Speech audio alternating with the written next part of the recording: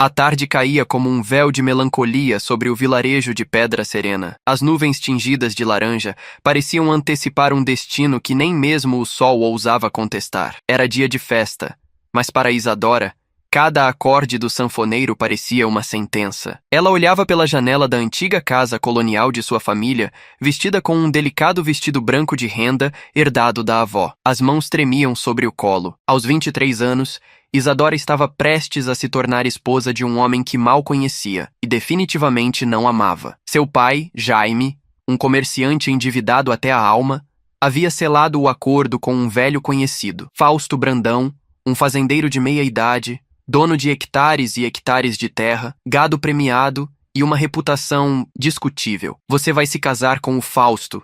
Ele vai salvar nossa família da falência. É isso ou a rua, Isadora, disse Jaime semanas antes, sem deixar espaço para protestos. Mas o coração dela batia por outra direção, uma direção que seus pais jamais aceitariam. Do outro lado da vila, no limite entre o campo e o cerrado, morava um jovem chamado Raul. Filho de um vaqueiro simples, Raul era o oposto do mundo que os Brandão representavam. Trabalhador, honesto e dono de um sorriso que desarmava até o mais rígido coronel. Eles se conheceram por acaso num festival de colheita, e desde então trocavam cartas escondidas e olhares cúmplices sempre que se cruzavam na feira. Mas naquela noite, enquanto os sinos da igrejinha ecoavam entre as serras, e os convidados se amontoavam na frente do altar montado no curral do próprio Fausto, Isadora sentia o chão sumir sob seus pés. O padre ajeitava a batina, o noivo exibia seus anéis de ouro, e os olhos dela procuravam desesperadamente uma saída. "Você está linda, minha filha",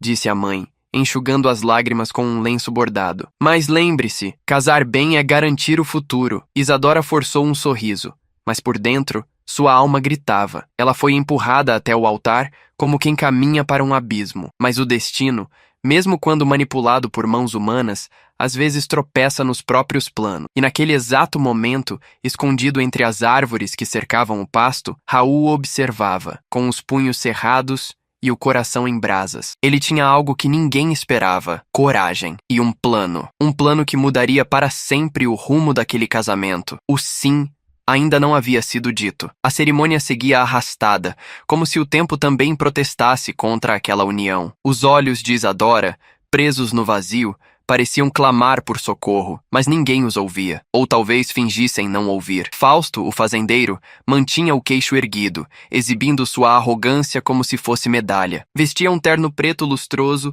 com uma flor presa na lapela que destoava de sua expressão dura. Ele não sorria, não por emoção, mas por controle. Para ele, aquela cerimônia não era sobre amor, era sobre posse. "Vamos prosseguir", disse o padre, lançando um olhar hesitante para Isadora. Ela estava pálida. As mãos dela tremiam tanto que o buquê parecia querer escapar. Raul, ainda entre as sombras das árvores, observava tudo. O coração batia tão forte que ele sentia o peito arder. Na mão direita segurava uma carta dobrada, a última que Isadora lhe enviara. Nele ela dizia: "Se eu disser sim, é porque não tive escolha, mas meu coração sempre será seu." A frase martelava dentro dele. Aquilo não podia terminar assim, e se era coragem o que o momento exigia, ele já não tinha mais nada a perder. Enquanto o padre se preparava para a famosa pergunta: "Isadora, aceita Fausto como seu legítimo esposo?"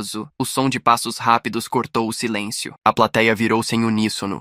Um homem vinha correndo, coberto de poeira, desviando das cadeiras e convidados, com os olhos fixos nela. "Raul." O sussurro se espalhou como fogo seco. "É o filho do vaqueiro." Fausto se virou surpreso e deu um passo à frente, como se fosse impedir qualquer interrupção. Mas antes que dissesse qualquer coisa, Raul gritou com a voz trêmula e firme: "Isadora! Você não precisa fazer isso! Se disser não, eu te levo daqui." O choque foi geral. Um silêncio absurdo caiu entre todos os presentes. Jaime, o pai de Isadora, empalideceu de imediato. A mãe, desesperada, levou a mão à boca. Fausto, por sua vez, cerrava os punhos. Isadora olhou Raul como quem finalmente enxerga uma brecha na prisão. Mas antes que ela pudesse dar um passo, a mão de Fausto agarrou o braço dela com força. "Essa mulher é minha esposa", ele rosnou, com os dentes cerrados. Raul não recuou. Olhou nos olhos do fazendeiro e respondeu com a coragem de quem ama de verdade. Ela ainda não disse sim, e naquele momento, tudo dependia de uma única palavra. Isadora fechou os olhos, inspirou profundamente, e quando abriu,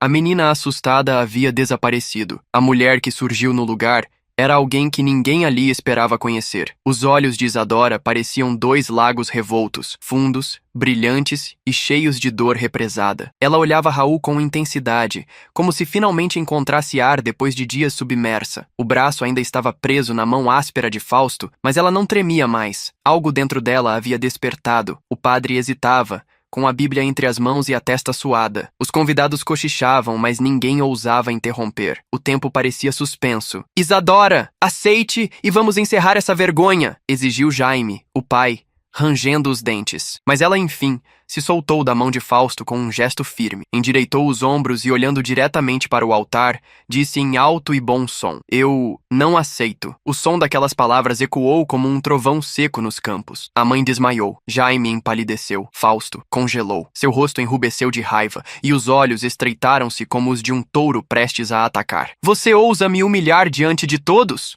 rugiu ele. Isadora não recuou. Sua voz, agora firme, transbordava a verdade. "Eu não sou propriedade de ninguém, senhor Fausto, e jamais serei sua esposa por chantagem, medo ou dinheiro." Raul sorriu, um sorriso de orgulho, de amor verdadeiro. Mas o momento de paz durou pouco. Fausto avançou como um raio, empurrou Raul com brutalidade, fazendo-o cair ao chão, e tentou agarrar Isadora à força. O padre tentou intervir, mas foi contido por um dos capangas que Fausto mantinha disfarçado entre os convidados. Um caos se instaurou. Convidados gritavam, cadeiras viravam, e um grupo de homens tentava conter a fúria do fazendeiro. Raul, com a boca sangrando, se levantou com dificuldade. Viu Isadora sendo puxada para longe, aos gritos, em direção ao curral. Fausto a arrastava como se fosse um prêmio ferido, mas Raul, mesmo com a dor, correu atrás. No peito dele, a certeza de que não permitiria aquilo, nem que fosse a última coisa que fizesse na vida. E foi ali, naquele cenário de poeira e gritaria, que o inesperado aconteceu. Um velho conhecido de Fausto, um homem de boina escura e terno discreto, puxou do bolso uma placa de identificação e gritou: "Polícia Federal! Ninguém se mexe!" O silêncio caiu de novo, mas desta vez era de puro espanto. Isadora, parada entre a força de Fausto e o olhar determinado do policial, não sabia o que era mais surpreendente: o agente aparecer, ou o sorriso que crescia no rosto de Raul. Algo naquele homem não era coincidência. O brasão dourado da Polícia Federal cintilava sob a luz do pôr do sol. O homem de terno discreto caminhava entre os convidados com passos firmes. Atrás dele, surgiam mais 3 agentes armados que já começavam a cercar Fausto Brandão. Agora, com o rosto enrijecido, suando frio. "Fausto Pereira Brandão, você está preso sob suspeita de grilagem, falsificação de documentos de propriedade rural, lavagem de dinheiro e associação com milícias no interior do estado." O impacto foi imediato. Os cochichos se transformaram em gritos. Muitos recuaram. Outros correram. O curral, que seria palco de um casamento, virou campo de escândalo nacional. Isadora, libertando-se da mão do fazendeiro, cambaleou para trás, atônita. Raul correu até ela e a segurou com carinho, protegendo-a com o corpo. Fausto tentava manter a postura, mas os olhos já denunciavam seu desespero. "Isso é armação! Não sabem com quem estão lidando! Eu sou um homem respeitado nesta cidade!" ele berrava. O agente, com voz calma, respondeu: "Pois agora o senhor vai ser respeitado dentro de uma cela. Temos escutas, registros bancários e testemunhas. O que você fez com suas terras, suas funcionárias e até com essa moça aqui será julgado." Isadora olhou para o policial, ainda tentando entender o que acontecia. "Como vocês sabiam?" perguntou ela. Foi então que Raul olhou para ela e disse com a voz baixa: "Porque fui eu quem entregou tudo à polícia." Isadora ficou em choque. "Você..." Raul assentiu. "Desde que ouvi os boatos sobre como Fausto tratava seus empregados e como adquiriu essas terras, comecei a investigar. Trabalhei numa das fazendas dele por um tempo. Coletei provas. Enviei para um amigo da universidade que virou delegado. Eles estavam esperando o momento certo para agir. Quando marcaram o casamento, entenderam que era agora ou nunca." Ela o olhava com olhos marejados. "Você fez tudo isso por mim, por você e por todos que sofreram na mão dele, mas principalmente por justiça." A essa altura, os policiais já levavam Fausto algemado, gritando ameaças, xingando todos ao redor. A máscara de poder havia caído. O povo assistia em silêncio, alguns assustados,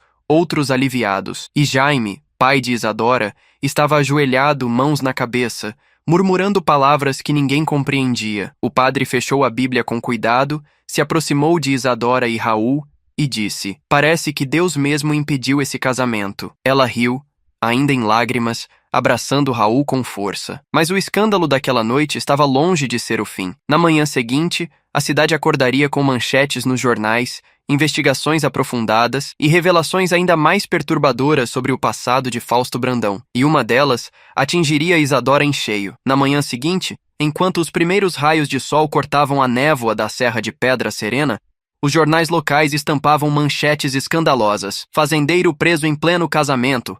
Operação desmonta esquema rural multimilionário. As rádios falavam sem parar. A cidade, que antes sussurrava, agora explodia em opiniões. Uns diziam que Fausto era apenas mais um laranja. Outros, que por trás do fazendeiro havia gente muito mais poderosa. Mas, para Isadora, o foco estava em outra coisa. Naquela mesma manhã, ao voltar à antiga casa de sua família, encontrou um pequeno baú de madeira trancado, escondido sob tábuas soltas da varanda. O objeto parecia ter sido esquecido por anos. Era velho, coberto de poeira e ferrugem. Curiosa, ela chamou Raul, que a ajudou a abrir o cadeado com ferramentas emprestadas de um vizinho. Dentro, encontraram documentos antigos, cartas manchadas pelo tempo e, no fundo, uma única folha de papel com caligrafia tremida e tinta azul já desbotada. Era uma carta, endereçada a ela. "Minha doce Isadora, se um dia você encontrar esta carta, é porque o destino te levou por caminhos que eu não pude proteger. Você nasceu de um amor proibido,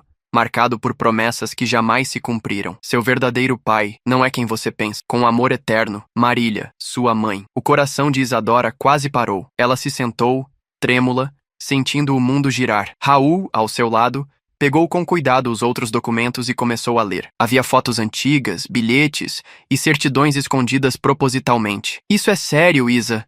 Isso aqui muda tudo." Entre os papéis estava a certidão de nascimento original dela, com o nome de outro pai. Seu pai não é Jaime, é Otávio Peçanha, um nome conhecido em toda a região. Raul olhou para ela sério. Otávio Peçanha é um dos ex-sócios de Fausto. Desapareceu misteriosamente há mais de 20 anos, pouco depois de uma briga entre os dois. O silêncio pesou como um ferro quente no ar. "Minha mãe sempre foi muito silenciosa sobre o passado. Dizia que era para me proteger. E agora, isso." Raul apertou sua mão. Talvez seu casamento arranjado não fosse apenas sobre salvar a loja. Talvez Jaime tenha feito isso para apagar os rastros e manter o segredo enterrado. Os olhos de Isadora marejaram. Ela não sabia mais quem era, mas uma coisa era certa: precisava de respostas. E havia uma única pessoa viva que poderia lhe contar tudo. Uma senhora reclusa, que vivia afastada da cidade em um sítio abandonado e que, segundo rumores, era a única que conhecia os segredos mais sombrios de Fausto e Otávio. O nome dela? Dona Jurema, a antiga cozinheira da fazenda Brandão. O sítio de Dona Jurema ficava nos limites esquecidos de Pedra Serena,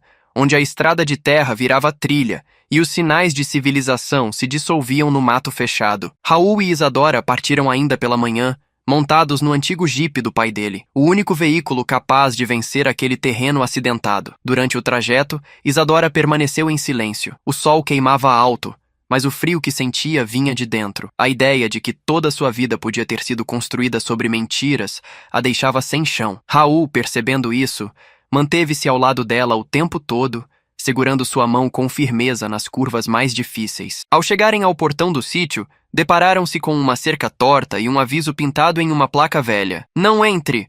Cão bravo e dona mais ainda." Raul desceu primeiro, bateu palmas com respeito e esperou. Nada. Mais uma vez. E outra. Até que, por fim, uma voz rouca e forte cortou o silêncio. "Quem é que vem perturbar meu sossego?" Dona Jurema surgiu na varanda com um lenço na cabeça e um facão na mão. Os olhos, duros como pedra, miraram direto em Isadora. Mas havia algo naquela mulher que não era ameaça. Era dor. Uma dor que reconhecia outra dor. "Sou Isadora, filha de Marília." O facão quase caiu da mão de Jurema. "Você é a filha dela?" A mulher desceu os 3 degraus da varanda como se voltasse no tempo. Aproximou-se com cautela. Tocou o rosto de Isadora como quem toca um fantasma e murmurou: "Você tem os olhos do seu pai." Isadora sentiu um arrepio. Não havia mais dúvidas. "Ele está vivo?" perguntou com a voz embargada. Dona Jurema desviou o olhar. Caminhou até uma cadeira de palha, sentou-se com dificuldade e soltou um suspiro pesado. Seu pai, Otávio Peçanha, foi um homem bom, até cruzar o caminho de Fausto Brandão. Ela encarou Raul por um instante E depois continuou. Eles eram sócios, melhores amigos, construíram metade dessas fazendas juntos. Mas quando Otávio descobriu que Fausto lavava dinheiro com políticos e grileiros, ameaçou denunciá-lo. Foi aí que tudo mudou. Jurema baixou a cabeça. Numa noite chuvosa, Otávio desapareceu. Disseram que ele fugiu, mas eu sei, eu ouvi tiros.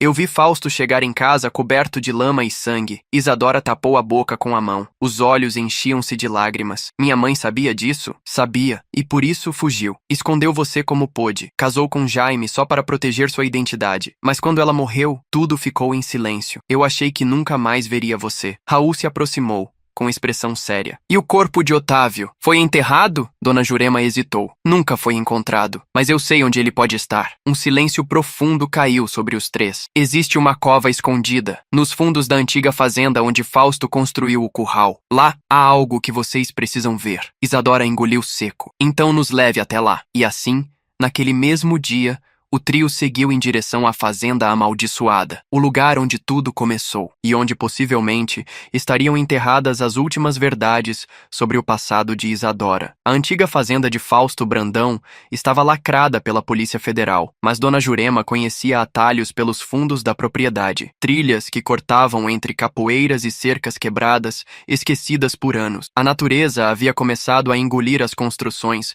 como se quisesse apagar da memória tudo o que ali se passou. Por aqui! Disse ela com a voz baixa, apontando para um estreito caminho entre as árvores. O sol já estava mais baixo, projetando sombras compridas que dançavam entre os galhos secos. Isadora caminhava com o coração apertado. Cada passo naquela terra parecia pesado, como se o chão sussurrasse segredos há muito tempo enterrados. Ali era o antigo curral, murmurou Jurema, apontando para uma estrutura de madeira podre, envolta por mato alto. Raul observava tudo com atenção. Como um investigador atento, percebia cada sinal de deslocamento de terra, marcas de ferramentas, trilhas incomuns. Chegando aos fundos do curral, Jurema parou diante de uma árvore de copa larga. Suas raízes serpenteavam como dedos tentando agarrar o solo. Foi aqui, ela disse, olhando para o chão. Naquela noite, vi Fausto cavar com as próprias mãos, enquanto dois homens seguravam um saco pesado. Ele mandou que ninguém se aproximasse por 3 dias. Raul se aproximou, agachou-se e começou a cavar com uma enxada velha encontrada ali por perto. Isadora se ajoelhou ao lado, retirando pedaços de terra com as próprias mãos. A cada camada, o cheiro da terra úmida trazia memórias que ela nem sabia que existiam. Até que um som oco. Aqui tem algo, disse Raul, limpando a terra com cuidado. Revelaram uma caixa de madeira grossa, reforçada com pregos enferrujados. Raul forçou a tampa com um pé de cabra improvisado, e quando a abriu, todos recuaram com o impacto. Lá dentro havia ossos, um esqueleto humano, ainda com restos de tecido de roupa social e uma corrente de ouro com as iniciais OP. Isadora cobriu a boca, os olhos arregalados. Meu Deus, é ele, é meu pai. Jurema caiu de joelhos, murmurando uma prece. Raul, mesmo emocionado, puxou do bolso um celular e começou a filmar o local e fotografar cada detalhe. Vamos registrar tudo. A polícia precisa saber. Essa é a prova definitiva de que Fausto assassinou Otávio. Isadora se levantou com dificuldade, olhando para o esqueleto de seu pai como quem tenta preencher um vazio imenso. Você tentou proteger a verdade, mas agora ela vai ser revelada. O vento soprou forte entre as árvores. Era como se a própria terra respirasse aliviada por, enfim, ver a justiça começar a brotar. Mas nem todos ficariam felizes com essa descoberta. Alguém, escondido à distância,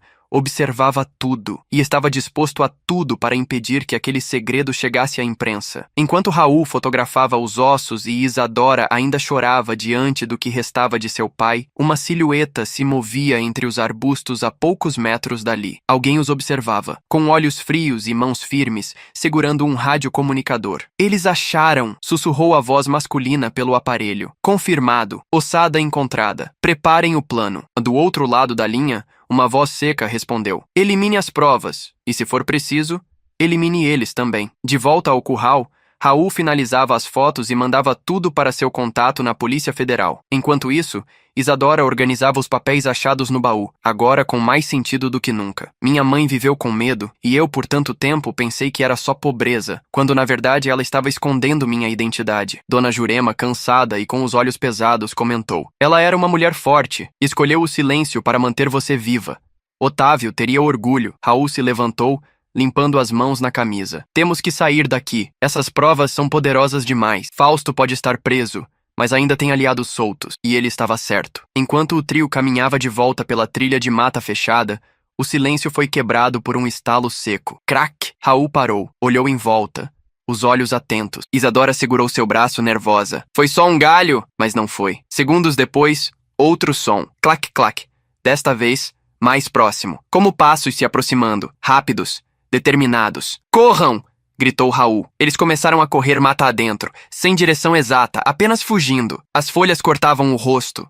O chão era irregular, e cada passo parecia mais pesado. Dona Jurema ficou para trás, mas Raul voltou, pegando-a pela mão. Um disparo ecoou. A bala passou a poucos metros de Isadora, acertando uma árvore à sua frente. Estão armados! Gritou Raul. Eles se jogaram por trás de um tronco caído, ofegantes, tentando controlar o pânico. Raul puxou seu celular, sem sinal. Olhou para Isadora, que tremia, e para Jurema, que tentava manter a calma. Não temos saída fácil, mas conheço um atalho. Se conseguirmos chegar ao velho riacho, podemos despistar eles. Do outro lado da mata, 2 homens mascarados se aproximavam, silenciosos como predadores. A caçada havia começado, e agora, revelar a verdade custaria não só coragem, mas talvez a própria vida. Raul liderava o grupo pela trilha estreita que margeava o velho riacho seco. Seu plano era claro: chegar à caverna natural do Vale do Cedro, uma formação esquecida entre pedras e raízes, onde ele costumava brincar na infância. Poucos sabiam da existência daquele lugar.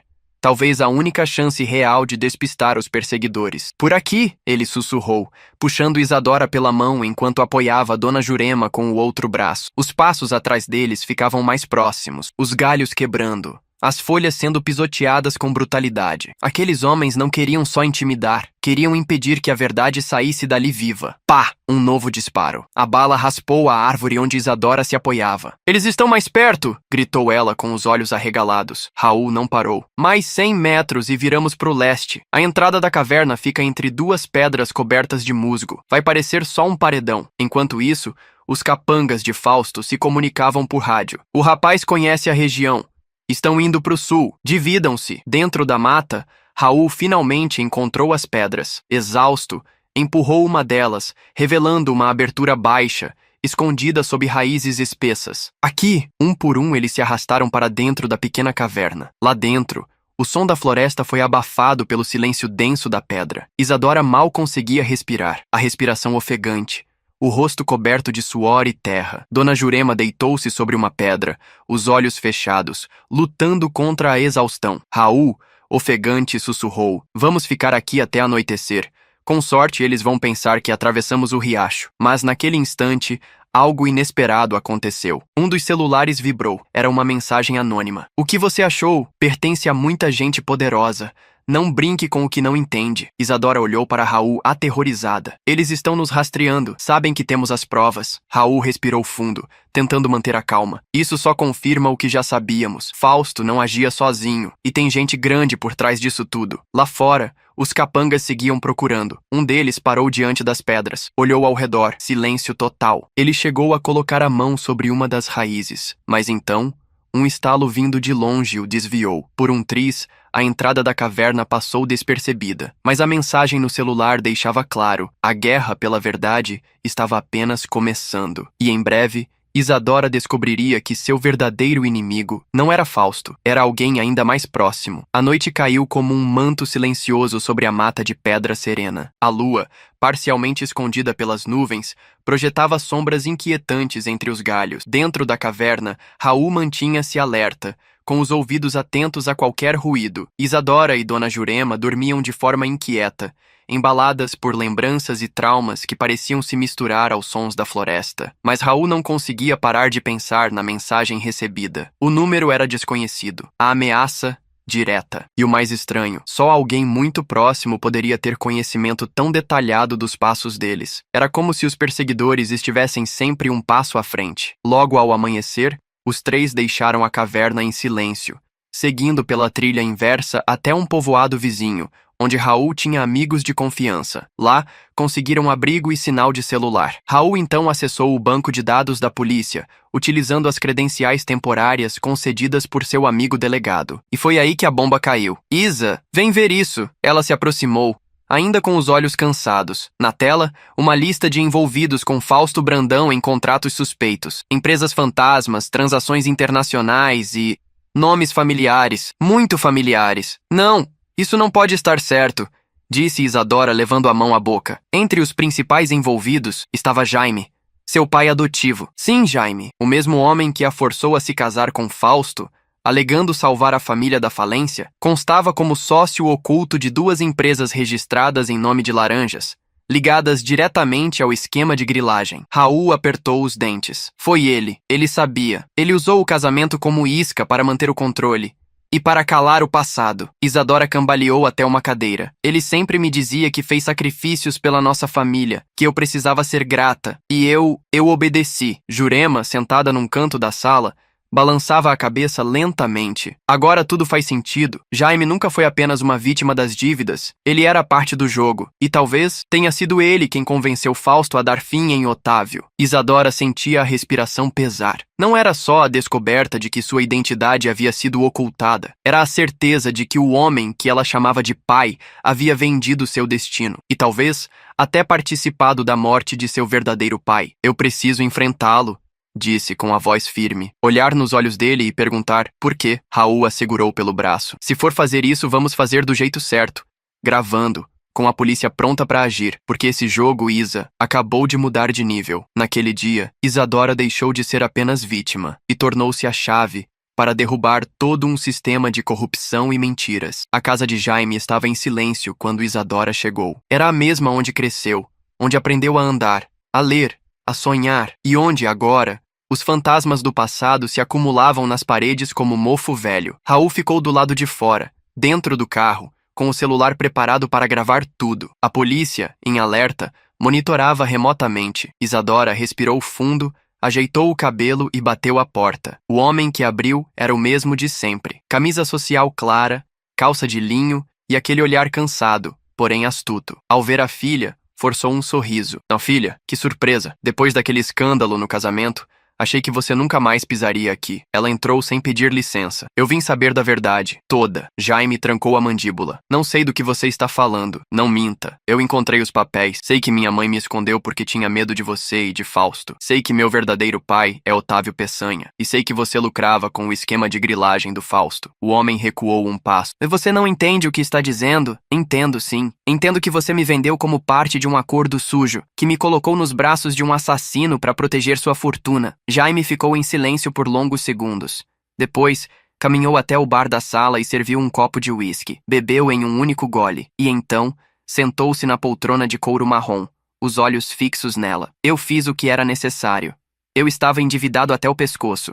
Sua mãe, ela queria sair. Ameaçou denunciar tudo. Disse que fugiria com Otávio. Você era só uma criança, não entenderia. Eu precisava controlar a situação. Isadora se manteve firme. Você sabia que Fausto matou ele, não sabia? Jaime não respondeu de imediato. Apenas girava o copo vazio na mão. Eu não pedi para ele fazer aquilo, mas, quando soube, não impedi. E aceitei o dinheiro em troca do silêncio. Você me fez viver uma mentira. Me forçou a casar com um monstro. Jaime levantou os olhos, agora com lágrimas secas. E você acha que Fausto agia sozinho? Tem gente muito mais poderosa que ele. Gente que já mandou desaparecer com muito mais do que um fazendeiro teimoso. Você não faz ideia do que está cutucando, Isadora. Não importa. Ela tirou do bolso um celular, revelando que gravou tudo. Porque agora todos vão saber. Jaime se levantou num pulo, tentando arrancar o aparelho da mão dela. Mas naquele instante, Raul entrou com 2 policiais federais armados. Acabou, Jaime. Você está preso por envolvimento em esquema criminoso, associação com milícia rural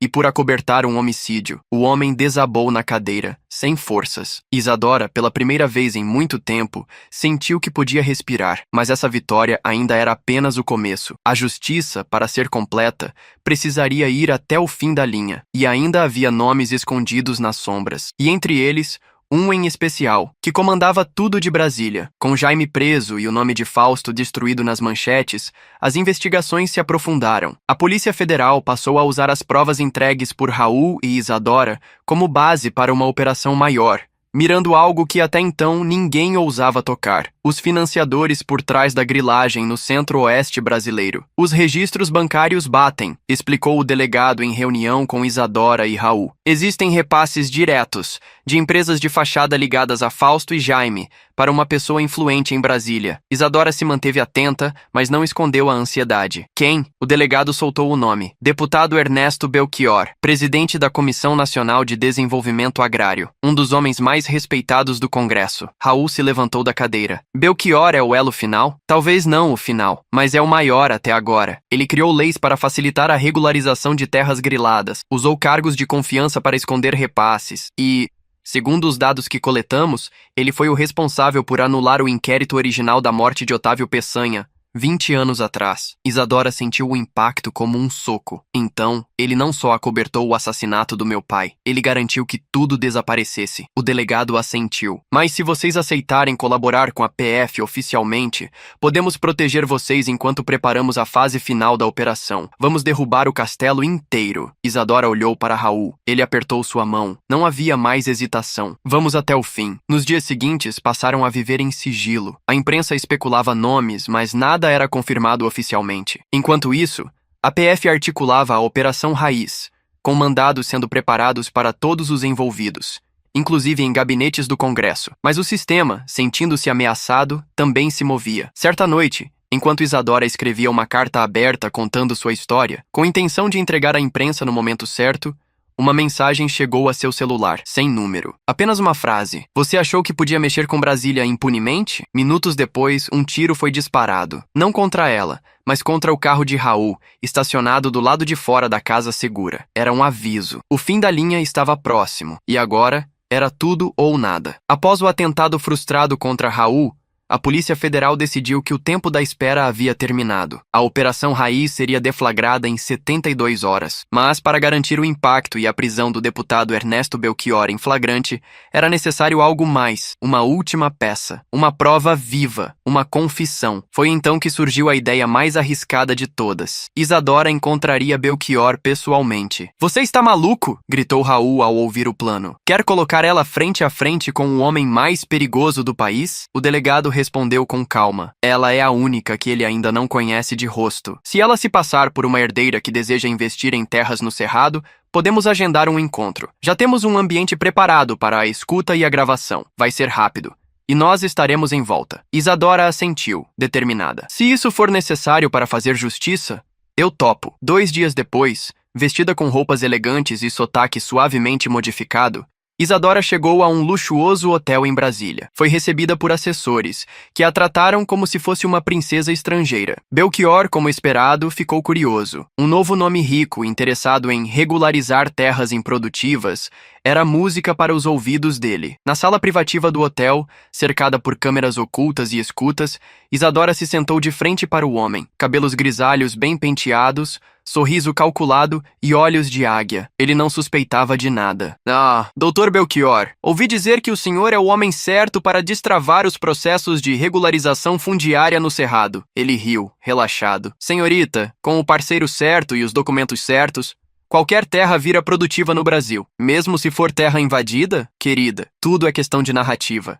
Até terra de quilombola já virou soja com uma assinatura bem dada. Isadora forçou um sorriso. O sangue fervia em suas veias. E quando alguém atrapalha? Ninguém atrapalha.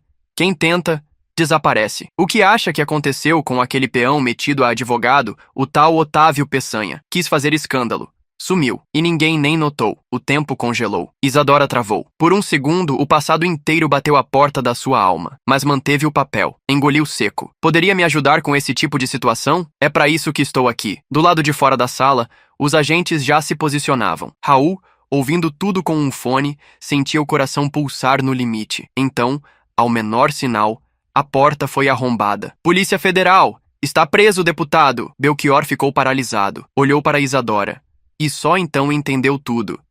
Quem é você? Ela se aproximou, encarou-o com firmeza e respondeu. A filha de Otávio Peçanha e a mulher que vai enterrar o seu império de mentiras. A prisão de Ernesto Belchior explodiu como dinamite nos noticiários do país inteiro. Câmeras mostravam o ex-deputado sendo algemado, enquanto uma multidão de jornalistas se aglomerava em frente ao hotel luxuoso onde tudo aconteceu. A frase de Isadora, dita diante das câmeras, "Sou filha de Otávio Peçanha e exijo justiça", viralizou nas redes e se tornou manchete nos jornais impressos, televisivos e digitais. No Congresso, o caos se instaurou. Aliados de Belchior tentaram abafar o escândalo, mas os documentos reunidos por Raul, os áudios da confissão e as conexões diretas com Fausto e Jaime tornaram impossível qualquer encobrimento. A comissão de ética foi forçada a abrir investigação imediata, e outros nomes começaram a aparecer. O efeito dominó havia começado. Enquanto isso, Isadora, agora sob proteção integral da PF, concedia entrevistas, mas com cautela. Não era celebridade, era sobrevivente. A cada palavra mostrava a verdade crua de um Brasil onde o poder se escondia atrás de pastos e cercas. Meu pai foi enterrado como um criminoso. Agora quem o matou é que vai para debaixo da terra da vergonha. Raul, ao lado dela, se tornou peça-chave da investigação, e seu nome passou a ser citado como símbolo de coragem. O rapaz simples, filho de vaqueiro, que ousou desafiar coronéis, deputados e esquemas centenários. Mesmo Dona Jurema foi entrevistada ao vivo, e sua memória detalhada das noites na Fazenda Brandão ajudou a abrir outros inquéritos contra crimes cometidos com empregados e trabalhadores rurais. Mas apesar da queda dos poderosos, a vitória ainda tinha um gosto agridoce. Em sua casa antiga, agora esvaziada e silenciosa, Isadora caminhava entre os cômodos com olhos úmidos, a foto da mãe no altar, as cartas escondidas, a infância construída sobre mentiras. Tudo pesava. Mesmo com a justiça feita,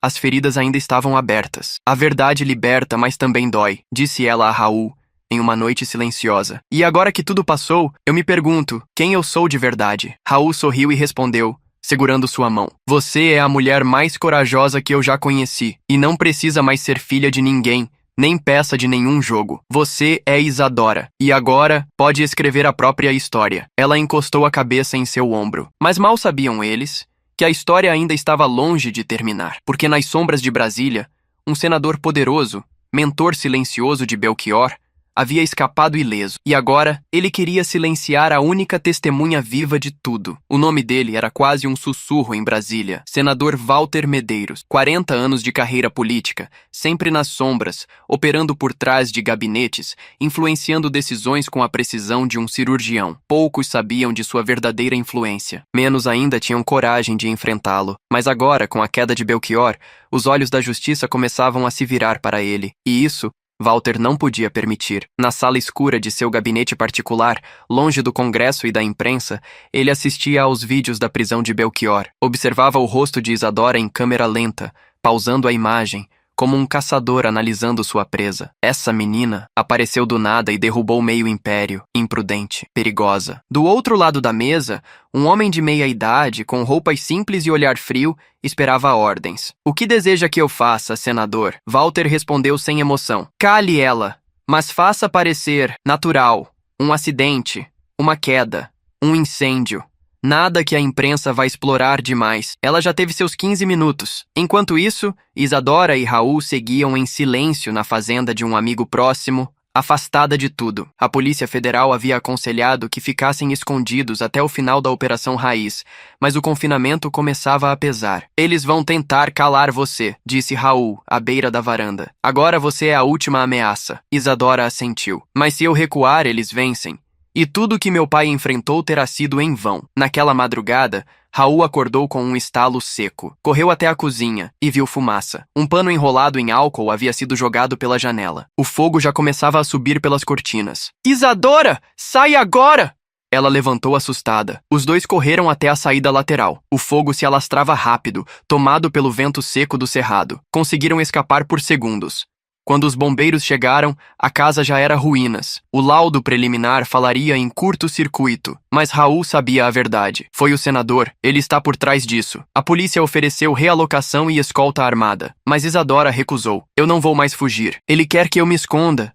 Mas agora eu vou pra cima dele. Na manhã seguinte, ela foi até a imprensa, convocou uma entrevista e, ao vivo diante de todo o Brasil, disse: se algo acontecer comigo, responsabilizem o senador Walter Medeiros, porque eu juro que vou provar tudo. E dessa vez não vai ter incêndio que apague. Brasília tremeu. Mas o senador sorriu, porque ele ainda tinha uma carta escondida. E essa carta era sangue do próprio sangue de Isadora. A entrevista de Isadora reverberou pelo país como um trovão em céu limpo. Manchetes como "Mulher desafia senador ao vivo" e "Nova heroína do povo" tomaram conta da mídia. Em menos de 24 horas, ela se tornara não só símbolo de resistência, mas também o novo alvo prioritário da elite política corrompida. No gabinete do senador Walter Medeiros, o silêncio era denso. Ele assistia ao vídeo da entrevista repetidas vezes, não com raiva, mas com cálculo. "Ela quer guerra", murmurou, levantando-se da cadeira. Foi até uma gaveta trancada com chave e tirou de dentro um dossiê antigo, coberto de pó. Nele, fotos em preto e branco, relatórios médicos e um nome grifado várias vezes: Miguel Peçanha. Está na hora de trazer o fantasma de volta. Enquanto isso, Isadora e Raul estavam escondidos numa casa segura da Polícia Federal no interior de Goiás. Mesmo protegida, ela não conseguia dormir. Algo lhe corroía por dentro. Era como se ainda houvesse uma peça faltando no quebra-cabeça da sua vida. Na manhã seguinte, o delegado responsável pela operação a chamou. "Isadora, encontramos algo durante a varredura dos arquivos de Walter. Ele mantinha documentos escondidos sobre um filho." Ela arregalou os olhos. "Filho?" "Sim. Um rapaz nascido em 1997, registrado em nome de uma mulher que trabalhava como funcionária da Câmara. O nome dele é Miguel. Mas o mais interessante vem agora. Ele não é só filho de Walter. Segundo os exames genéticos anexados, ele também é seu meio-irmão." Isadora sentiu o mundo girar. Como isso é possível? Seu pai biológico, Otávio Peçanha, teve uma relação anterior antes de conhecer sua mãe. Miguel é filho dessa relação. Ou seja, ele tem sangue Peçanha e Medeiros. É o elo entre dois mundos. O pai que lutou por justiça e o senador que o destruiu. Raul coçou a cabeça. "Isso é mais do que coincidência", o delegado completou. "E tem mais. Miguel trabalha diretamente no gabinete de Walter. Ele é o braço direito do senador." Isadora sentiu um frio no estômago. "Então, meu próprio irmão pode estar me caçando sem saber que somos da mesma família?" A resposta veio com um silêncio amargo. Mas dentro daquele abismo de revelações, crescia uma semente. Se Miguel fosse alcançado, talvez pudesse ser convencido. Talvez ele fosse a chave para derrubar o próprio Walter. Mas primeiro, Isadora teria que encontrá-lo. E fazer o que ninguém jamais fez com um soldado do sistema: tocá-lo com a verdade. A descoberta de Miguel Peçanha como irmão de sangue e braço direito de Walter Medeiros acendeu um novo tipo de urgência dentro de Isadora. Era diferente da fúria, diferente da dor. Era o peso de uma conexão desconhecida, que podia decidir o destino de tudo. "Você realmente acha que ele pode mudar de lado?" perguntou Raul, cético, enquanto revisavam os relatórios sobre Miguel. "Não sei, mas se existe uma chance, mesmo que mínima, eu preciso tentar. Ele tem o sangue do meu pai. Talvez também tenha a verdade dentro dele." Com o apoio da Polícia Federal, organizaram um encontro discreto. Raul rastreou os passos de Miguel e descobriu que ele frequentava uma cafeteria no setor comercial sul de Brasília, toda quarta-feira, às 7 da manhã, sempre sozinho, sempre com o mesmo pedido: café preto, sem açúcar e um livro aberto à sua frente. Naquela quarta-feira, Isadora entrou no café antes dele. Sentou-se a uma mesa ao fundo, de onde podia observá-lo sem ser vista. Às 7h03, Miguel chegou. Tinha o olhar atento, mas sereno. Era jovem, talvez 2 anos mais novo que ela. Usava óculos discretos e vestia uma camisa social azul clara. A semelhança com Otávio Peçanha era chocante. O nariz reto, o queixo firme, os olhos de quem carrega mais do que deixa transparecer. Isadora esperou 5 minutos, respirou fundo. E então, se levantou e caminhou até a mesa dele. "Com licença, Miguel?" Ele ergueu os olhos, surpreso. Reconheceu-a de imediato. "Você é Isadora, a mulher que acusou meu pai publicamente." "Sim, e eu vim aqui para dizer algo que pode mudar sua vida." Miguel manteve a postura fria. "Tem 5 minutos." Isadora sentou-se e abriu a pasta de documentos que trazia consigo. Mostrou uma cópia da certidão de nascimento original, a carta de Marília, os registros de Otávio Peçanha e, por fim, o laudo de DNA. "Você é meu irmão, Miguel. e nosso pai foi assassinado pelo homem que você chama de mentor. Miguel olhou os papéis sem tocá-los, respirou fundo e então riu. Mas não foi um riso de deboche, foi um riso amargo. Eu cresci sem pai. Minha mãe trabalhava noite e dia para me criar. Um dia, Walter apareceu. Me deu estudo, posição, respeito. Ele me disse que meu pai era um covarde que fugiu, um traidor. Eu me tornei tudo o que ele queria que eu fosse. Isadora inclinou-se para a frente. Mas era mentira. Otávio era um homem íntegro e morreu tentando denunciar tudo o que vocês hoje mantêm em pé. Miguel a encarou. Pela primeira vez, seus olhos vacilaram. Se isso for verdade, tudo em que eu acreditei desmorona. Então, derrube junto comigo. Prove que não é como ele. Faça isso pelo nosso pai. Miguel ficou em silêncio por longos segundos. E então disse: volte aqui amanhã. Se eu decidir ajudá-la, saberei o que fazer. Isadora assentiu e se levantou. Na saída, Raul a esperava do outro lado da rua, observando tudo. Ela entrou no carro, sem dizer uma palavra. E aí? Perguntou ele. Não sei. Ela olhou pelo espelho retrovisor, onde Miguel ainda permanecia sentado, mas alguma coisa mudou nos olhos dele. O dia seguinte amanheceu carregado em Brasília. O céu cinzento parecia refletir a tensão no ar. Isadora acordou cedo, mas mal dormira. Passara a noite revisando documentos, relembrando detalhes da conversa com Miguel e tentando não alimentar falsas esperanças. Às 7 em ponto, ela estava novamente na cafeteria. O tempo passava devagar. Cada minuto parecia uma eternidade. Raul observava do lado de fora, com o carro estacionado discretamente na esquina. A Polícia Federal monitorava a distância, mas o acordo era claro. Se Miguel aparecesse, ele teria autonomia para decidir o próximo passo. Nada de intimidação, nada de pressão. Às 7h18, ele apareceu, mas dessa vez, não sozinho. Trazia consigo uma mochila preta e um olhar diferente, mais firme, menos cego. Sentou-se à frente de Isadora e pousou a mochila sobre a mesa. Eu pensei muito, lutei comigo mesmo. Parte de mim queria continuar acreditando no que me ensinaram. Mas há uma parte de mim que sempre desconfiou, que nunca aceitou completamente o silêncio do senador sobre o passado. Ele abriu a mochila. De dentro tirou um pendrive. Aqui estão os arquivos confidenciais, cópias dos contratos, áudios de reuniões privadas, vídeos de chantagens e transações. Tudo armazenado nos servidores pessoais de Walter. E mais. Provas de que ele encomendou o assassinato de Otávio Peçanha, seu pai, meu pai. Isadora arregalou os olhos, sentindo o peito apertar. Você fez isso mesmo sabendo o risco? Miguel a olhou nos olhos. Não foi por você, nem por ele. Foi por mim. Eu não podia mais viver carregando um sobrenome limpo com uma alma suja. Ela sorriu, emocionada. Obrigada, irmão. Miguel se levantou, mas antes de sair, olhou por cima do ombro. Vocês têm pouco tempo. Depois disso, ele vai saber que fui eu. Isadora correu para Raul, com o pendrive nas mãos. Entraram no carro e seguiram direto para a sede da PF. Lá, o delegado conectou o dispositivo e começou a analisar o conteúdo. Meu Deus, isso aqui é um arsenal. Havia gravações com senadores, ministros, empresários e até juízes. O sistema podre se revelava em sua totalidade. Era o coração da serpente exposto, batendo diante de todos. Com isso, disse o delegado, derrubamos não só Walter, mas a rede que protegeu ele por décadas. Mas enquanto a PF preparava a operação final,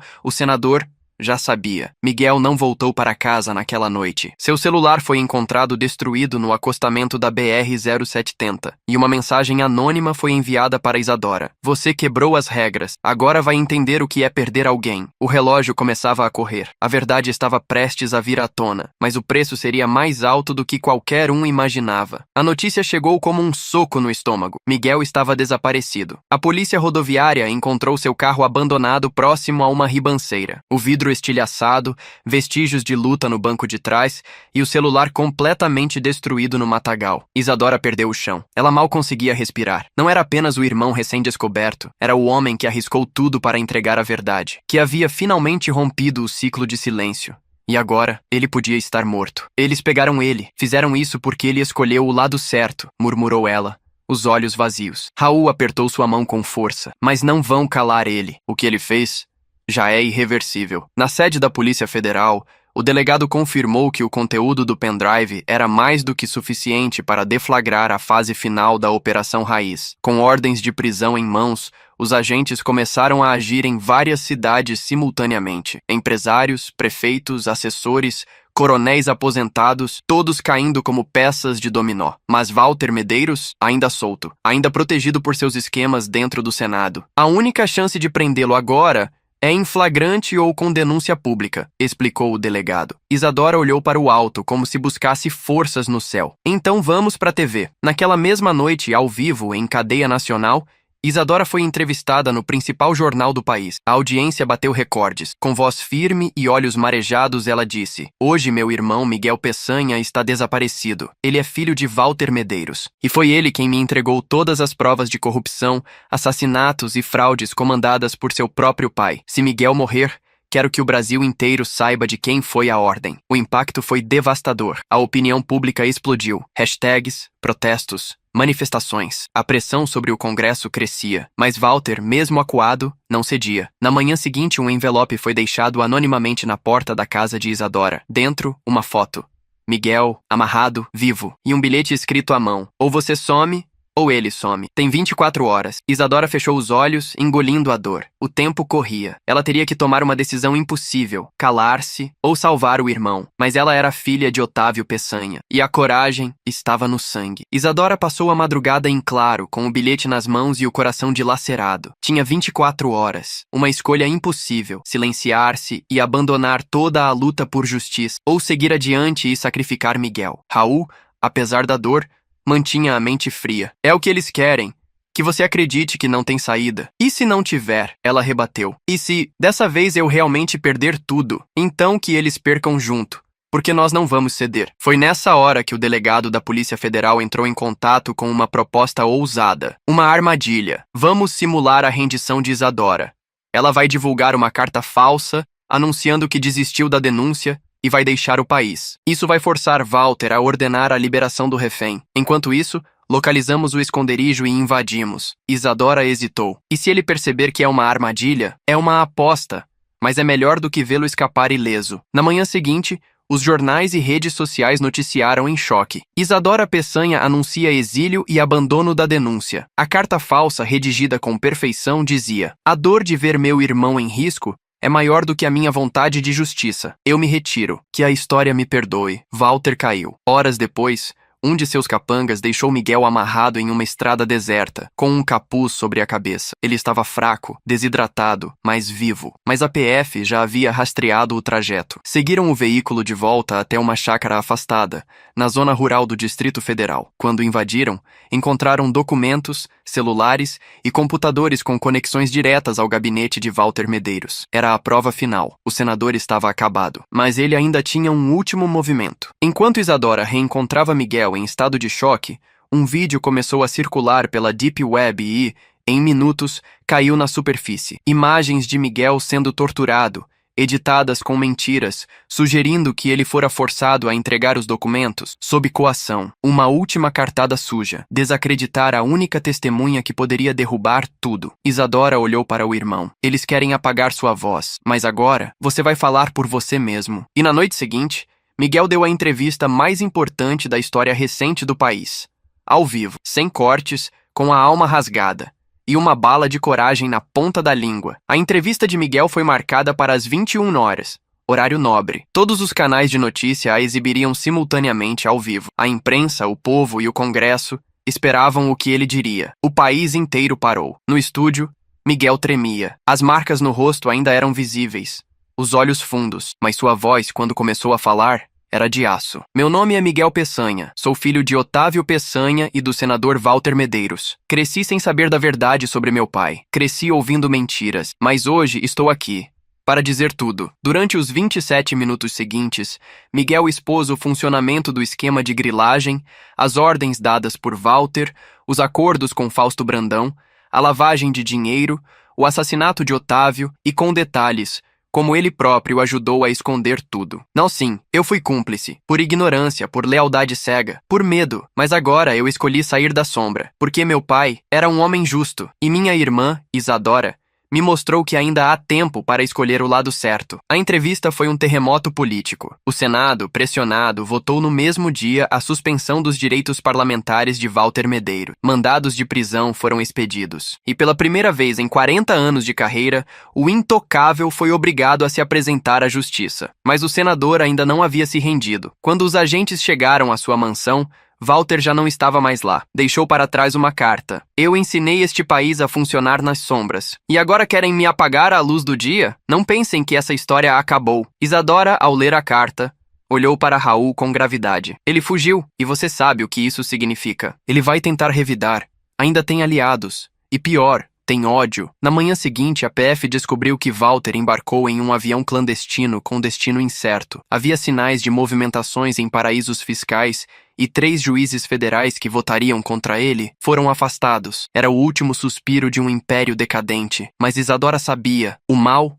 quando acuado, morde. Ela agora precisava se proteger, e proteger os que estavam com ela, porque o caçador agora era a presa, e a próxima cartada de Walter seria pessoal. A entrevista de Miguel foi um divisor de águas. O país aplaudia sua coragem. Isadora, enfim, parecia estar perto de encerrar o ciclo de sangue e silêncio que envolvia sua história. Mas o que ninguém sabia era que, longe dali, o senador Walter Medeiros ainda operava como uma serpente, em silêncio, no escuro, com veneno nos dentes. Escondido em um complexo rural no norte do Paraguai, protegido por milicianos e políticos locais, ele assistia aos noticiários com olhos semicerrados. Ela pensa que venceu, murmurava para si mesmo. Foi então que ligou para um número criptografado e disse apenas uma frase: ataquem onde ela não espera, façam ela sangrar por dentro. Na tarde seguinte, Isadora recebeu uma ligação de um número conhecido, o de sua antiga professora, Dona Vera, da escola municipal onde estudou na infância. Mas não era ela quem falava, era uma voz rouca, máscula,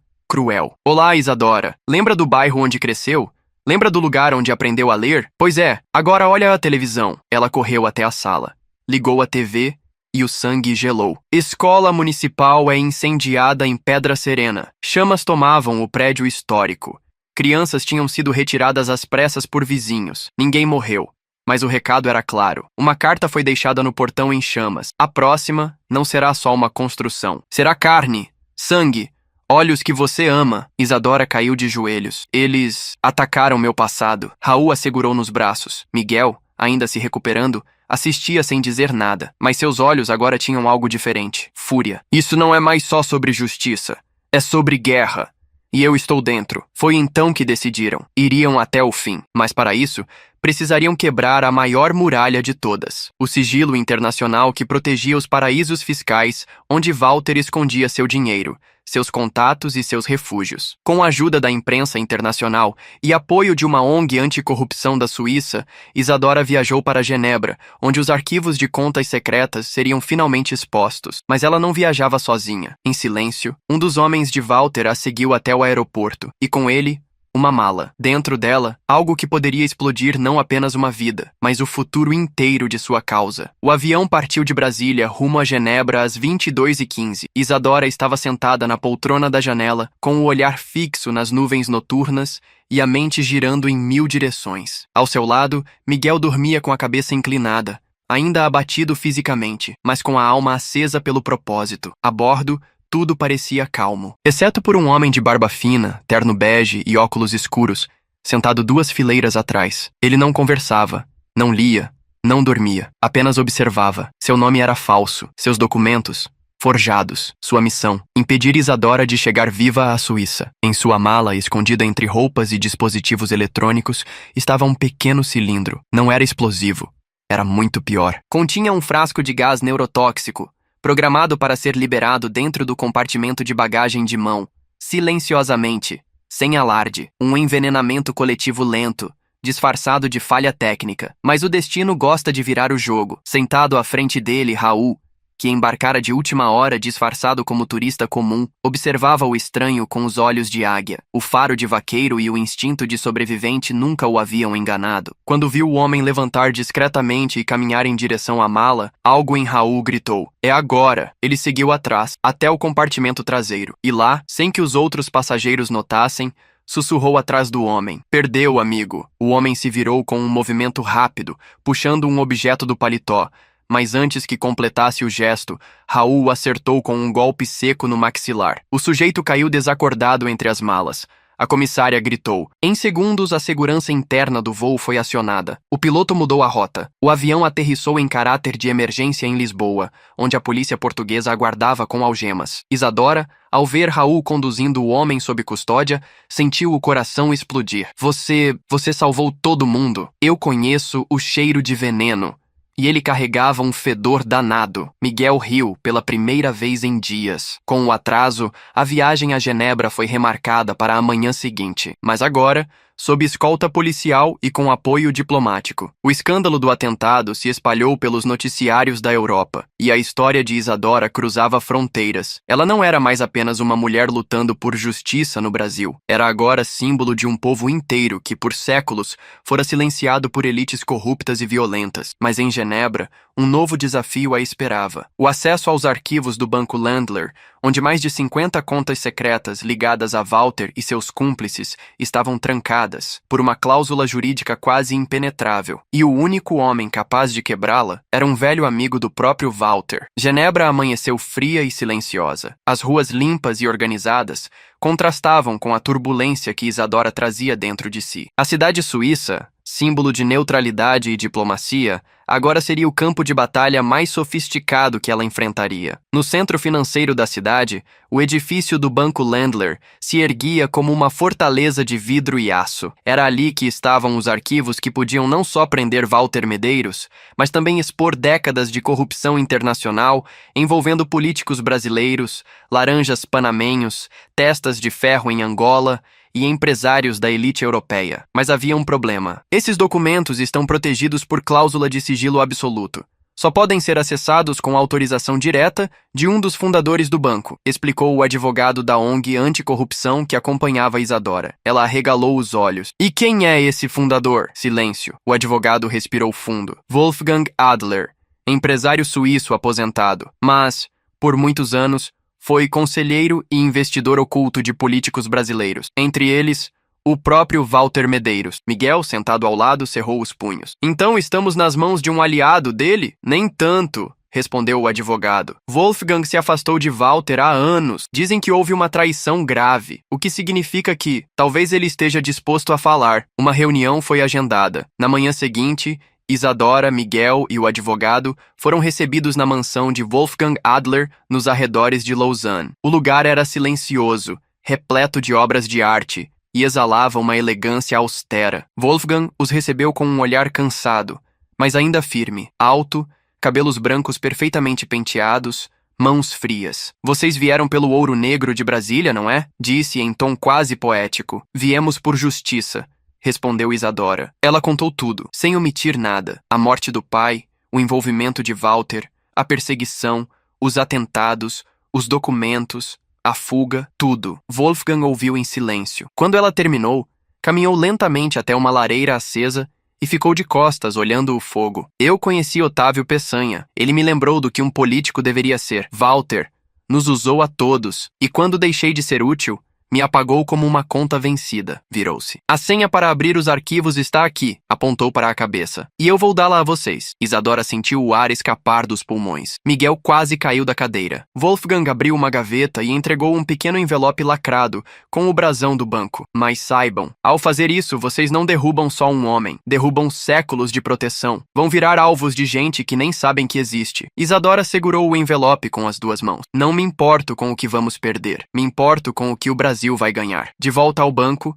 a senha foi digitada. As portas digitais se abriram. E ali, diante de seus olhos, estavam os arquivos. Milhares de páginas, movimentações, transferências, contas, nomes, reuniões, políticos, banqueiros, militares, juízes. Era o coração do império. E Isadora agora segurava o punhal. Mas quando foram entregar tudo à ONU, uma notícia inesperada surgiu. Walter Medeiros fora preso, mas escapou em menos de 12 horas. E agora, ele estava de volta ao Brasil. A notícia caiu como uma bomba. Walter Medeiros havia voltado ao Brasil. Após ser detido por autoridades internacionais em um resort clandestino na Croácia, ele foi extraditado a pedido da Interpol. Mas, surpreendentemente, após desembarcar no Rio de Janeiro, passou apenas 11 horas sob custódia antes de ser libertado por falhas processuais, uma brecha aberta por um juiz federal recém-nomeado. Isadora assistiu à notícia com as mãos trêmulas. Eles ainda estão protegendo ele. Raul, que agora também estava na Suíça ao lado dela, comentou: "Não é proteção, é medo. Medo do que ele sabe, medo do que ele ainda pode entregar." Miguel apertava os dentes. "Ele não vai parar enquanto não nos calar." O delegado brasileiro responsável pela Operação Raiz entrou em contato imediatamente. "Voltem para o Brasil. Agora temos o material dos bancos. Com isso, conseguimos uma nova ordem de prisão. Definitiva, federal, inegociável." Mas todos sabiam que prender Walter de novo seria como tentar laçar uma sombra. Mesmo dentro do Brasil, ele não se escondia. Pelo contrário, concedeu uma entrevista à televisão onde negava todos os crimes, acusava Isadora de mentirosa oportunista e Miguel de traidor manipulado pela mídia. "Minha história não será apagada por uma filha bastarda de um advogado fracassado", declarou Walter, olhando fixo para a câmera. "Esses jovens querem aparecer, mas política se faz com estrutura. E estrutura, eu tenho." Foi o estopim. A opinião pública, que antes estava revoltada, agora se inflamou. Protestos explodiram em Brasília, São Paulo, Recife, Belo Horizonte. Milhares de pessoas saíram às ruas com cartazes: "Isadora não está sozinha. Chega de impunidade. Walter na cadeia já." A pressão era insustentável, mas o senador não estava mais jogando no campo da política. Ele acionava milicianos, chantagens, ameaças a juízes e assassinatos contratados. Enquanto Isadora e Miguel embarcavam de volta ao Brasil sob escolta,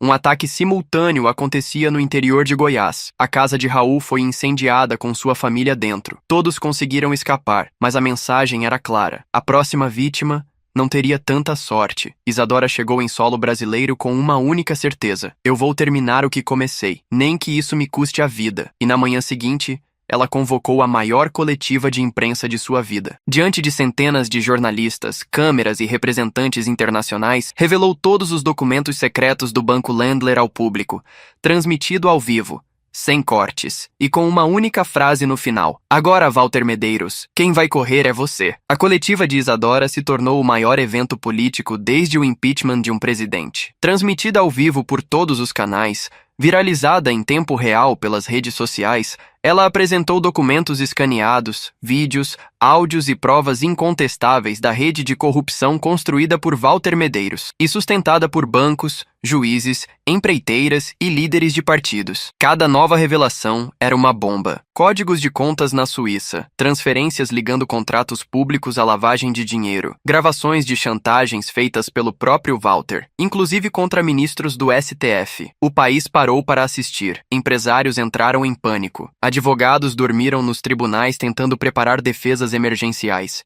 E no Congresso, um racha começou. Metade dos parlamentares exigia a prisão imediata de Walter. A outra metade pedia silêncio. Do lado de fora, as ruas gritavam. Mais de 1,2 milhão de pessoas tomaram as avenidas das principais capitais brasileiras. Era o maior protesto espontâneo da história recente. Não havia bandeiras partidárias, nem sindicatos, nem lideranças políticas. Apenas o povo pedindo o fim da impunidade. Nos cartazes, um novo símbolo: "Somos todos Isadora." O governo, pressionado internacionalmente após a liberação de Walter, foi forçado a reagir. Um decreto de urgência autorizou a mobilização da Polícia Federal com prioridade máxima. E no fim daquela tarde, um mandado de prisão preventiva, irrevogável e sem fiança, foi emitido pela Suprema Corte. O país inteiro acompanhava em tempo real os helicópteros da PF sobrevoando o litoral do Rio, onde Walter mantinha um esconderijo de luxo em Angra dos Reis. Mas ele já havia partido. Seu jatinho particular decolou pouco antes da chegada dos agentes. Destino desconhecido. O Brasil explodiu em raiva. Mas Isadora, com os olhos fixos na televisão,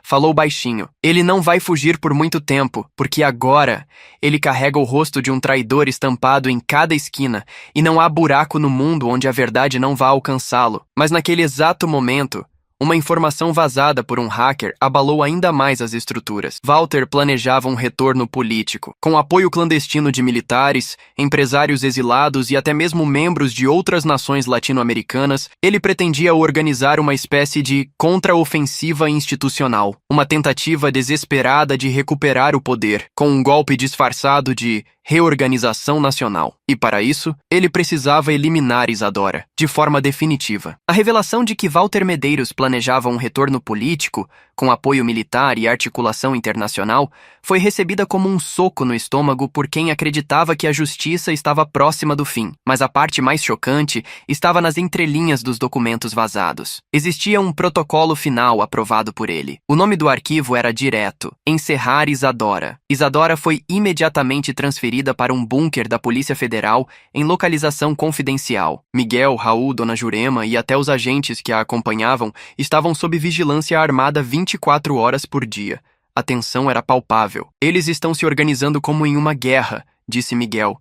E nessa guerra, você é o alvo central, Isadora assentiu. Então vamos obrigá-los a mostrar a cara. E quando eles fizerem isso, nós já estaremos preparados. E, com o apoio da Interpol, da ONU e de repórteres investigativos que haviam se mobilizado após a coletiva anterior, Isadora e Raul montaram uma transmissão ao vivo internacional, com sinal criptografado, marcada para dali a 3 dias. Ali, ela revelaria o que ainda não havia mostrado: as gravações das reuniões secretas feitas por Walter com militares e agentes estrangeiros. Era a última bala no tambor, e Walter sabia disso. Na véspera da transmissão, o bunker da PF sofreu uma tentativa de invasão. 4 homens fortemente armados foram interceptados tentando entrar pelo sistema de esgoto. 2 foram abatidos, um preso e o último escapou, mas deixou para trás um celular com apenas um arquivo de voz. Isadora, eu te avisei, você foi longe demais. Mas agora chegou o fim da linha. O povo vai esquecer. A mídia vai trocar de assunto.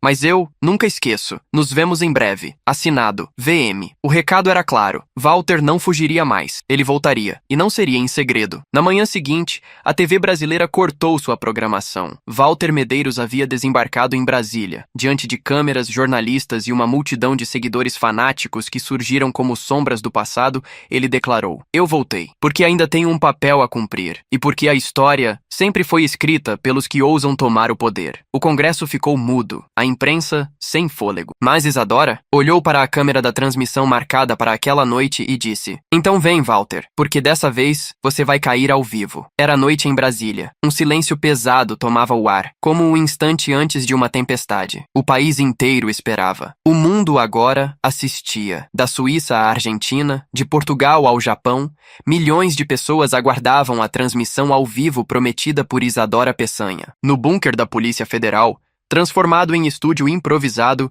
Isadora estava pronta.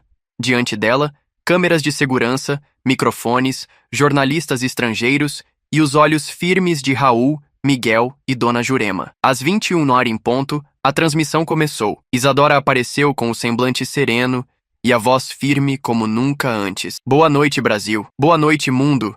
Meu nome é Isadora Peçanha, e esta é a noite em que as mentiras caem. Sem rodeios, ela exibiu trechos inéditos das gravações encontradas nos arquivos do Banco Ländler. Vídeos em que Walter Medeiros negociava com militares brasileiros exonerados, prometendo cargos e anistia em troca de apoio a uma reconfiguração institucional. Outros trechos mostravam encontros com empresários internacionais, oferecendo pacotes de investimento para financiar o novo projeto de poder, caso Isadora fosse removida do jogo político. Mas o ápice foi um áudio em que o próprio Walter, em tom confessional, dizia: Otávio Peçanha, ele cavou a própria cova quando acreditou que um homem pode mudar o sistema de dentro.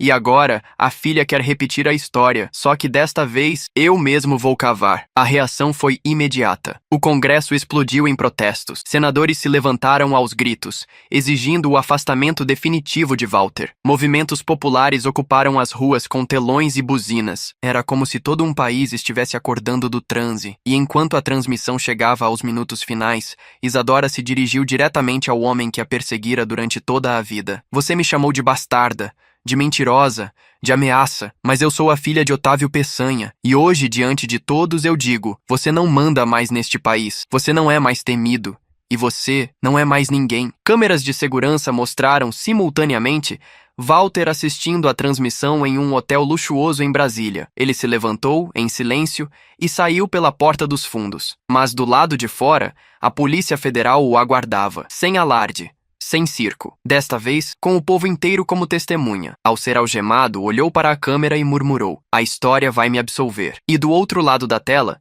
Isadora respondeu com um sorriso calmo. Não desta vez. O Brasil inteiro aplaudiu. Mas enquanto as luzes se apagavam no estúdio e a nação vibrava com o fim de uma era sombria, Isadora soube, no fundo da alma, que a verdadeira batalha não era contra um homem, era contra tudo o que ele representava, e ela não tinha terminado ainda. A prisão de Walter Medeiros foi celebrada em todos os cantos do Brasil como a vitória de uma geração. Carros buzinavam, pessoas choravam nas ruas, escolas estampavam cartazes com frases de coragem, e nas redes sociais, Isadora se tornava o novo símbolo nacional de resistência e verdade. Mas para ela, a comemoração era silenciosa, porque o que o país via como um final feliz, para ela era apenas o começo de uma reconstrução. Não quero estátuas, não quero cargo, quero silêncio. Quero tempo para respirar depois de tantos anos sufocando, disse ela a um jornalista que insistia em chamá-la de heroína da nova democracia. Miguel, agora em paz consigo mesmo,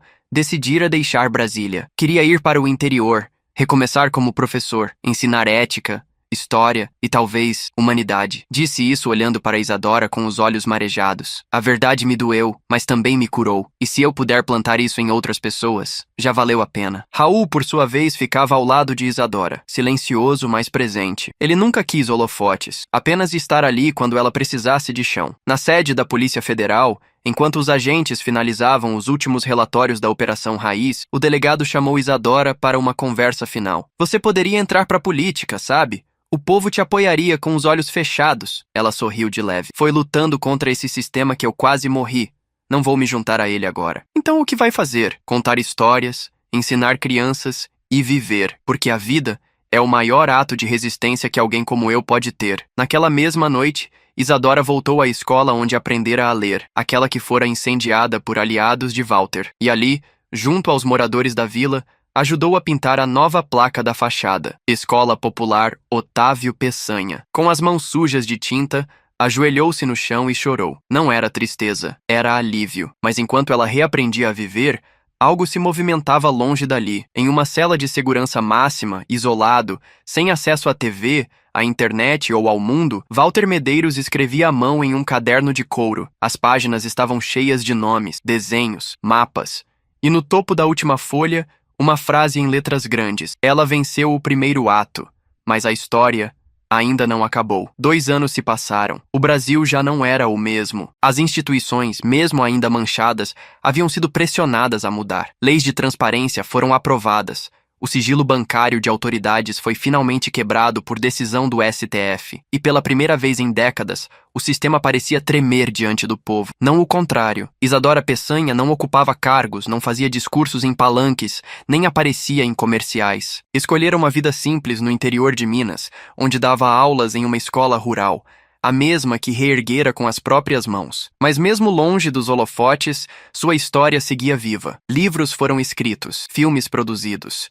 Crianças aprendiam seu nome ao lado de Anita Garibaldi e Zumbi dos Palmares. Ela se tornara parte da história. Raul estava sempre por perto. Eles não falavam em casamento, planos ou promessas. Apenas caminhavam lado a lado, como quem já sobreviveu ao pior, e agora valorizava o simples. O silêncio de uma manhã, o cheiro de café no fogão a lenha, o som de crianças rindo no pátio da escola. Miguel, agora professor de filosofia em Goiás, escrevia artigos sobre ética, verdade e poder. Era respeitado em todo o país como o símbolo de redenção e reconstrução. Em cada palestra ele dizia: a verdade, por mais que doa, é o único chão onde se pode construir um futuro justo. Dona Jurema, já bem idosa, foi homenageada pelo governo federal por sua coragem, mas seu maior prêmio foi ver Isadora vencer. Eu sabia, desde o dia que olhei nos olhos daquela menina. Quanto a Walter Medeiros, permaneceu preso, mas nunca silenciado. Seus escritos, suas ideias perigosas, ainda circulavam em círculos obscuros, como veneno escondido em taças de cristal, mas ninguém mais o ouvia com reverência. A verdade havia vencido. E no alto de uma colina, em frente à escola, Isadora sentava-se todos os fins de tarde com um caderno no colo. Nele, escrevia as memórias de sua jornada, não para se tornar famosa, mas para garantir que ninguém esquecesse. Se um dia quiserem apagar tudo de novo, Alguém vai encontrar isso e saberá que houve um tempo em que a coragem de uma mulher mudou um país. E então, numa última página, escreveu: Meu nome é Isadora Peçanha, filha de Otávio, filha do povo. E enquanto houver injustiça, haverá quem lute, porque a verdade não morre. Ela apenas espera. Ela fechou o caderno, sorriu para o pôr do sol e, pela primeira vez em muito tempo, sentiu paz.